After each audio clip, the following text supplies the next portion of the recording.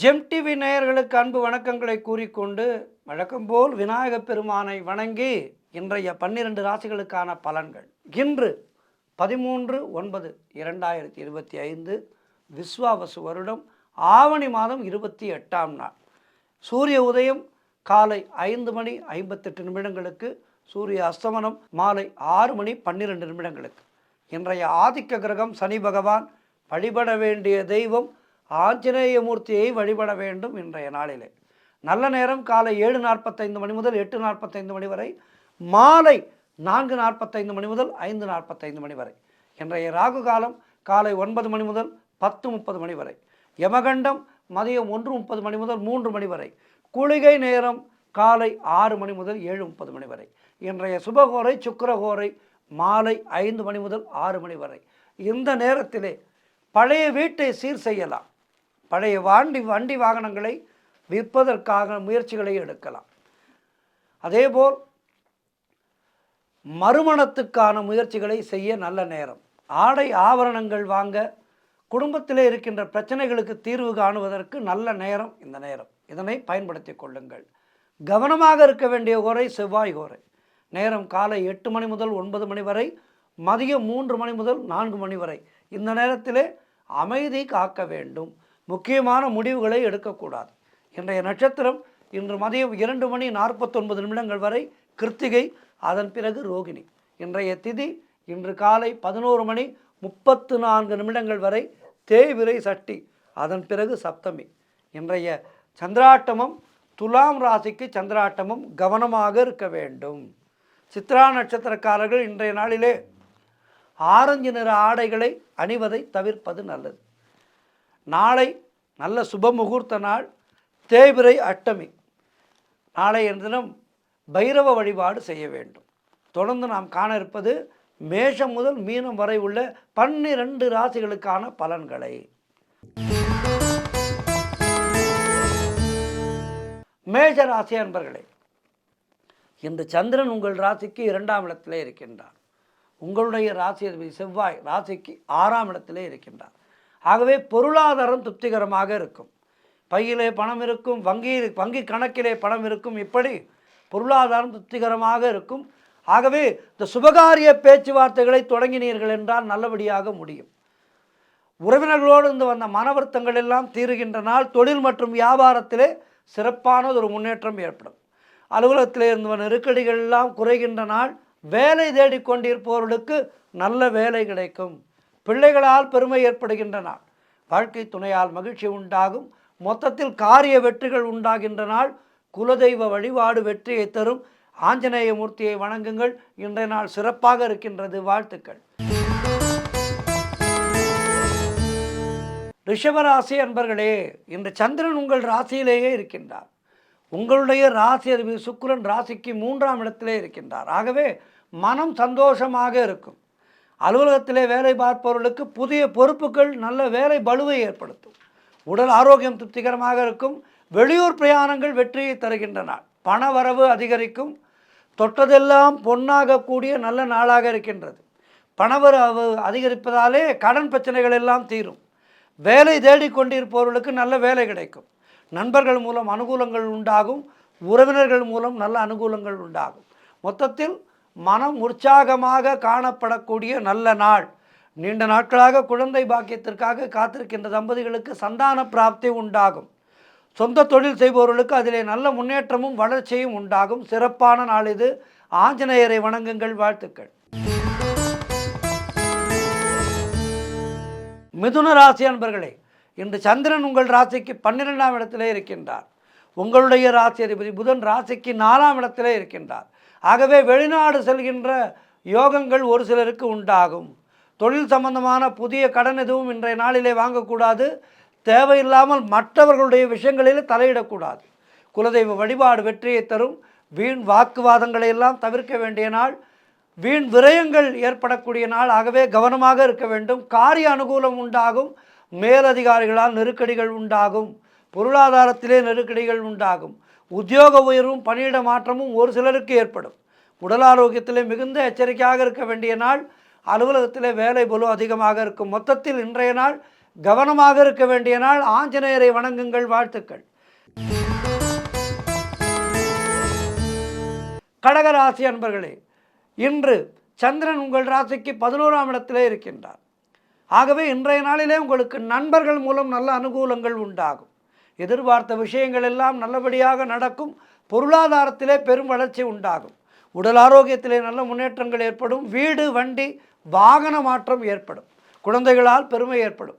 எடுக்கின்ற முயற்சிகளிலே பெரும் வெற்றி கிடைக்கின்ற நல்ல நாள். குடும்ப ஒற்றுமை அதிகரிக்கும். சுபகாரியங்கள் நடக்கக்கூடிய நல்ல நாளாக இருக்கின்றது. தொழில் மற்றும் வியாபாரத்திலே சிறப்பானதொரு முன்னேற்றம் ஏற்படும். உழைப்புக்கேற்ற ஊதியம் கிடைக்கும். வேலை தேடி கொண்டு இருப்பவர்களுக்கு நல்ல வேலை கிடைக்கும். சிறப்பான நாள் இது. ஆஞ்சநேயரை வணங்குங்கள். வாழ்த்துக்கள். சிம்ம ராசி அன்பர்களே, இன்று சந்திரன் உங்கள் ராசிக்கு 10ஆம் இடத்திலே இருக்கின்றார். உங்களுடைய ராசி அதிபதி சூரியன் ராசியிலேயே இருக்கின்றார். ஆகவே தொழிலிலே நல்ல முன்னேற்றம் ஏற்படும். தாய் வழி சொந்தங்களின் உதவிகள் எல்லாம் கிடைக்கும். கணவன் மனைவிடையே நல்லதொரு ஒற்றுமை ஏற்படும். உங்களுடைய முயற்சிகள் எல்லாம் பெரும் வெற்றி பெறுகின்ற நல்ல நாள். மனக்குழப்பங்கள் எல்லாம் தீர்ந்து மனதிலே தெளிவு ஏற்படும். கடன் தொல்லைகள் விலகும். திருமணம் போன்ற சுபகாரிய பேச்சுவார்த்தைகள் இனிதே முடியும். உடல் ஆரோக்கியம் நன்றாக இருக்கும். வீடு கட்டுவதற்கான முயற்சிகளிலே பெரும் வெற்றி கிடைக்கும். பொருளாதாரம் திருப்திகரமாக இருக்கும். சிறப்பான நாள் இது. இன்றைய நாளிலே மேலும் வெற்றிகளை பெறுவதற்கு ஆஞ்சநேயரை வணங்குங்கள். வாழ்த்துக்கள். கன்னி ராசி அன்பர்களே, இன்று சந்திரன் உங்கள் ராசிக்கு 9ஆம் இடத்திலே இருக்கின்றார். உங்களுடைய ராசி அதிபதி புதன் ராசியிலேயே இருக்கின்றார். ஆகவே குழந்தை பாக்கியத்திற்காக காத்திருக்கின்ற தம்பதிகளுக்கு சந்தான பிராப்தி கிடைக்கும். வீடு, வண்டி வகையிலே நல்ல மாற்றங்கள் ஏற்படக்கூடிய நாள். குலதெய்வ வழிபாடு வெற்றியை தரும். அலுவலகத்திலே புதிய வாய்ப்புகள் வெற்றியை தரும். உங்களுடைய புதிதாக தொழில் தொடங்கும் முயற்சிகளிலே நல்ல வெற்றிகள் கிடைக்கும். காரிய தடைகள் எல்லாம் விலகுகின்ற அற்புதமான நாள். அலுவலகத்திலே வேலை பார்ப்பவர்களுக்கு நல்ல உத்தியோக வகையிலே நல்ல மாற்றங்கள் ஏற்படுகின்ற நாள். மொத்தத்தில் எல்லா வகையிலும் ஏற்றம் மிகுந்த நாளாக இருக்கின்றது. இன்றைய நாளிலே ஆஞ்சநேயரை வணங்கி மேலும் நற்பலன்களை பெறுங்கள். வாழ்த்துக்கள். துலாம் ராசி அன்பர்களே, இன்று சந்திரன் உங்கள் ராசிக்கு 8ஆம் இடத்திலே இருக்கின்றார். உங்களுடைய ராசி அதிபதி சுக்கிரன் ராசிக்கு 10ஆம் இடத்திலே இருக்கின்றார். இன்று நாள் முழுவதும் சந்திராட்டமும் மௌனத்தை கடைபிடியுங்கள். கோபத்தை முற்றிலுமாக குறைத்து கொள்ளுங்கள். மனக்குழப்பமும் பதற்றமும் இருக்கக்கூடிய நாள்.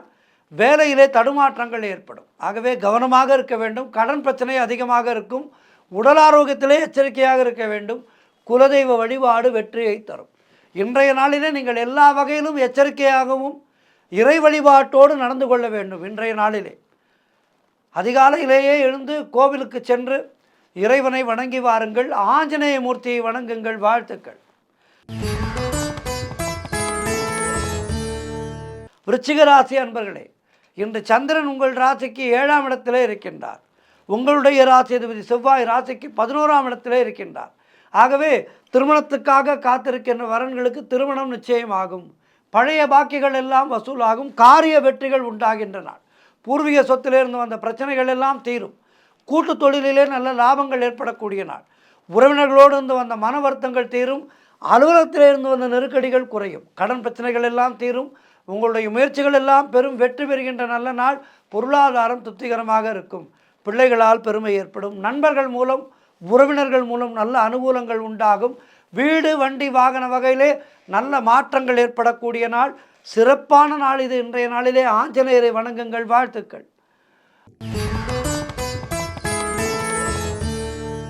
தனுசு ராசி அன்பர்களே, இன்று சந்திரன் உங்கள் ராசிக்கு 6ஆம் இடத்திலே இருக்கின்றார்.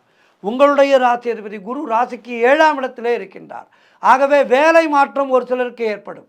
உடல் ஆரோக்கியத்திலே மிகுந்த கவனம் தேவை. தேவையில்லாமல் மற்றவர்களுடைய விஷயங்களிலே தலையிடக்கூடாது. மேலதிகாரிகளால் நெருக்கடிகள் உண்டாகும். குலதெய்வ வழிபாடு வெற்றியை தரும். வீண் வாக்குவாதங்களை எல்லாம் தவிர்க்க வேண்டிய நாள். செய்கின்ற செயலிலே மிகுந்த கவனம் தேவை. பொருளாதாரம் நெருக்கடியாக இருக்கும். தொழிலிலே புதிய முதலீடுகளை, புதிய முயற்சிகளை தவிர்க்க வேண்டிய நாள். கணவன் மனைவிக்குள் சண்டை சச்சரவுகள் ஏற்படும். ஆகவே மிகுந்த கவனமாக இருக்க வேண்டிய நாள் இன்றைய நாள்.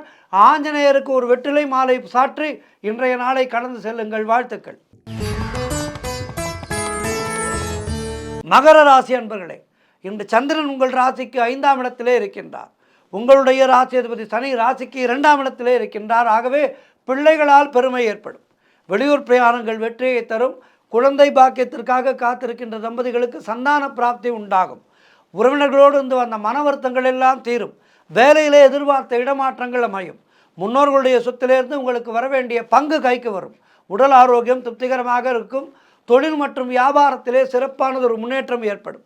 காரிய தடைகள் எல்லாம் விலகி எடுக்கின்ற முயற்சிகளிலே பெரும் வெற்றி கிடைக்கின்ற நல்ல நாள். மனம் உற்சாகமாக காணப்படும். பணவரவு அதிகரிக்கும். வாழ்க்கை துணையால் மகிழ்ச்சி உண்டாகும். சிறப்பான நாள் இது. ஆஞ்சநேயரை வணங்குங்கள். வாழ்த்துக்கள். கும்பராசி அன்பர்களே, இன்று சந்திரன் உங்கள் ராசிக்கு 4ஆம் இடத்திலே இருக்கின்றார். உங்களுடைய ராசி அதிபதி சனி ராசியிலேயே இருக்கின்றார். ஆகவே வீடு வண்டி வாகன மாற்றம் ஏற்படும். நீங்கள் நினைத்தது அனைத்தும் நல்லபடியாக நடக்கக்கூடிய நல்ல நாளாக இருக்கின்றது. உத்தியோகத்தில் இருப்பவர்களுக்கு சம்பள உயர்வும் பதவி உயர்வும் இடமாற்றமும் கிடைக்கும். நண்பர்கள் உறவினர்களால் ஆதாயங்கள் உண்டாகும். தாய்வழி சொத்துக்கள் கைக்கு வரும். உங்களுடைய முயற்சிகள் எல்லாம் பெரும் வெற்றி பெறுகின்ற நல்ல நாள். குழந்தை பாக்கியத்திற்காக காத்திருக்கின்ற தம்பதிகளுக்கு சந்தான பிராப்தி உண்டாகும். முன்னோர்களுடைய ஆசீர்வாதம் பரிபூர்ணமாக கிடைக்கின்ற நல்ல நாள். தொழிலிலே நல்ல வளர்ச்சி ஏற்படும். கணவன் மனைவியிடையே நல்ல ஒற்றுமை ஏற்படும். பணப்பற்றாக்குறை தீரும். குழந்தைகளால் மகிழ்ச்சி உண்டாகும். சிறப்பான நாள் இது. ஆஞ்சநேயரை வணங்குங்கள். வாழ்த்துக்கள். இறுதியாக மீனராசி அன்பர்களே, இன்று சந்திரன் உங்கள் ராசிக்கு 3ஆம் இடத்திலே இருக்கின்றார். உங்களுடைய ராசி அதிபதி குரு ராசிக்கு 4ஆம் இடத்திலே இருக்கின்றார். ஆகவே உங்களுடைய முயற்சிகள் எல்லாம் கைகூடுகின்ற நல்ல நாள். வேலை தேடி கொண்டிருப்பவர்களுக்கு நல்ல வேலை கிடைக்கும். நீண்ட நாட்களாக எதிர்பார்த்த காரியம் ஒன்று இன்று நல்லபடியாக நடக்கும். கடன் பிரச்சனைகள் தீரும். கணவன் மனைவிக்குள் இருந்து வந்த பிரச்சனைகள் எல்லாம் சரியாகும். பொருள் வரவும் தனலாபமும் அதிகரிக்கின்ற நாள். திடீர் அதிர்ஷ்டங்கள் சிலருக்கு தேடி வரும். தந்தை உறவு வழியிலே நல்ல அனுகூலங்கள் உண்டாகும். தொழில் மற்றும் வியாபாரத்திலே சிறப்பானது ஒரு வளர்ச்சி உண்டாகும். உடல் ஆரோக்கியத்திலே நல்ல முன்னேற்றம் ஏற்படும். நண்பர்கள் மூலம் எதிர்பார்த்த உதவிகள் கிடைக்கும். வேலையிலே இருந்து வந்த பிரச்சனைகள் எல்லாம் சரியாகி அலுவலகத்திலே ஒரு சுமூகமான சூழ்நிலை ஏற்படும். மொத்தத்தில் இன்றைய நாள் எல்லா வகையிலும் உங்களுக்கு ஏற்றம் தருகின்ற நல்ல நாளாக இருக்கின்றது. இன்றைய நாளிலே என்ன செய்ய வேண்டும்? ஆஞ்சநேயரை வணங்க வேண்டும். ஆஞ்சநேயரை வணங்கி நலம் காண வேண்டிய நாள் இன்றைய நாள். 12 ராசியினருக்கும் இன்றைய நாள் சிறப்பாக இருக்க பிரார்த்திக்கின்றேன். நன்றி, வணக்கம். இன்றைய ஆன்மீக தகவல். நம சிவாய நம சிவாய நம சிவாயவே. நம சிவாய நம சிவாய நம சிவாயவே. இன்றைக்கும் ஒரு அருமையான சிவன் கோவிலை பற்றித்தான் பார்க்க இருக்கின்றோம். இன்றைக்கு தேவார பாடல் பெற்ற தலம் ஸ்ரீவாஞ்சியம் என்ற அற்புதமான ஒரு ஊர். இந்த ஸ்ரீவாஞ்சியம் சிவன் கோவில் ஒரு அற்புதமான ஒரு திருக்கோவில். திருவாஞ்சியம் என்றும் அழைப்பார்கள். இதனை ஸ்ரீவாஞ்சியம் என்றும் அழைக்கலாம், திருவாஞ்சியம் என்றும் அழைக்கலாம். இங்கே இறைவனுடைய திருப்பெயர் வாஞ்சிநாதர், வாஞ்சிலிங்கேஸ்வரர். இரவி அம்பாளுடைய திருப்பெயர் மங்கள நாயகி. இந்த ஆலயத்திலே சம்பந்த பெருமான் தேவாரம் பாடியிருக்கின்றார். அவர் இயற்றிய பாடல் வன்னிக்கொன்றை மதமத்தம் என்கின்ற பாடல். அதேபோல் அப்பர் பெருமான் படையும் பூதமும் பாம்பும் என்கின்ற அற்புதமான தேவாரத்தை பாடியிருக்கின்றார். சுந்தரர் பெருமான் பொருவனார் புரிநூலர் என்ற அற்புதமான தேவாரத்தை பாடியிருக்கின்றார். நேரக்குறைவின் காரணமாக எல்லாவற்றிலும் ஒரு வரியை மட்டும் சொல்லியிருக்கின்றேன். இந்த ஆலயமானது, இந்த வாஞ்சிநாதர் ஆலயமானது கும்பகோணத்திலே இருந்து 28 கிலோமீட்டர் தொலைவிலே அமைந்திருக்கின்றது. நாச்சியார் கோவில் வழியாக நன்னிலம் செல்கின்ற சாலையிலே அச்சுதமங்கலம் என்ற ஊரிலே இருந்து தெற்கே 2 கிலோமீட்டர் தொலைவிலே இந்த ஆலயமானது இருக்கின்றது. அருமையான ஒரு ஊர், எழில் கொஞ்சுகின்ற ஒரு ஊர் இந்த ஸ்ரீவாஞ்சியம். இந்த ஆலயத்துக்கு சென்றால் எப்படிப்பட்ட தோஷங்களும் நீங்கும். அருமையான ஆலயம். இந்த ஆலயத்தினுடைய தல வரலாறு, அதை முக்கியமாக பார்க்க வேண்டும். சிவபெருமான் திருக்கையிலேயிலிருந்து இத்தலத்திற்கு வந்ததாலே அம்பிகை இங்கு வாழ வந்த நாயகியாக எழுந்தருளி அருள்வாரிக்கின்றார். வாழ வந்த நாயகி, நமக்கெல்லாம் வாழ்வளிக்கின்ற நாயகி. பராசர முனிவர் தலத்திலே நீராடி வீரதனு மன்னனை பற்றியிருந்த பிரம்மஹத்தி தோஷத்தை போக்கிய அற்புதமான தலம். இந்த சிறப்பாலே இந்த தீர்த்தம் அம்முனிவர் பேராலேயே விளங்குகின்றது. அத்திரி முனிவர் நீராடி தத்தாத்திரேயரை மகவாக பெற்ற சிறப்பால் இந்த தீர்த்தமானது அத்திரி தீர்த்தம் என்று வழங்கப்படுகின்றது. பூமகள் திருமகள் இருவருக்கும் ஏற்பட்ட பிணக்கால் திருமகள் திருமாலை விட்டு பிரிந்து திருமால் ஸ்ரீவாஞ்சியத்தை அடைந்து இங்கு பெருமாள் சிவபெருமானை வணங்கி வழிபட்டு அந்த பிணக்குகள் நீங்கி அதாவது திருமாலும் இரவியும் திருமாலும் மகாலட்சுமியும் ஒன்றாக இணைந்ததாக வரலாறு. அதேபோல் ரோமச முனிவர் தவம் செய்து முக்தி பெற்ற தலமாக இந்த தலம் கருதப்படுகின்றது. திருமால் வழிபட்டு திருமகளை அடைந்ததோடு காத்தல் தொழிலையும் பெற்றாராம். அதேபோல் நான்முகன் என்று சொல்லப்படுகின்ற பிரம்மதேவன் வழிபட்டு இந்த படைக்கின்ற தொழிலை பெற்றார். இந்த ஆலயத்துக்கு வந்தால் இந்த ஆலயத்தினுடைய சிறப்பு என்னவென்றால், ஒரு சில கோவில்களுக்கு இதற்கு இது சிறப்பு என்று இருக்கும். ஆனால் இந்த ஆலயத்துக்கு வந்தால் தொழில் சிறக்கும், இல்லறம் சிறக்கும், அதேபோல் நல்ல ஞானம் பெருகும். இப்படி எல்லா விதமான வளங்களையும் ஒருக்கே சேர்ந்து அருள்வது இந்த தலத்தினுடைய சிறப்பு. விருட்சி என்பவனுடைய மனைவி சாருமதி கயநோய் நீங்க பெற்றதாக வரலாறு இருக்கின்றது. அதேபோல் தர்மத்வசன் என்ற வணிகன் நற்கதி எழுதியதால் இந்த ஆலயம் மிக மிக சிறப்பானதாக கருதப்படுகின்றது. யமன் எல்லா உயிர்களையும் கவரும் தன்னுடைய பாவம் தீர்வதற்காக, யமன் என்றால் யமன் என்று அர்த்தம். இந்த யமதர்மன் எல்லா உயிர்களையும் பறிக்கின்றான் அல்லவா, இதனால் வந்திருக்கின்ற தோஷம் எனக்கு விலக வேண்டும் என்று ஸ்ரீவாஞ்சியத்திற்கு வந்து இந்த இறைவனை வணங்கி யமன் தன்னுடைய தோஷத்தை நீங்க பெற்றதாக வரலாறு இருக்கின்றது. யமனுக்கு இந்த ஆலயத்திலே தனிதாக சன்னதி இருக்கின்றது. ஆகவே உடல் ஆரோக்கிய குறைபாடு உள்ளவர்கள் இந்த ஆலயத்துக்கு வந்து இங்கிருக்கின்ற யமன் சன்னதியிலே வணங்கி சென்றால் நிச்சயமாக அவர்களுக்கு ஆயுள் குறைபாடு என்பது வராது என்பது ஐதீகம். இந்த தலத்திலே வந்து வணங்குபவர்களுக்கு யமவாதனை இல்லை என்பது ஐதீகம்.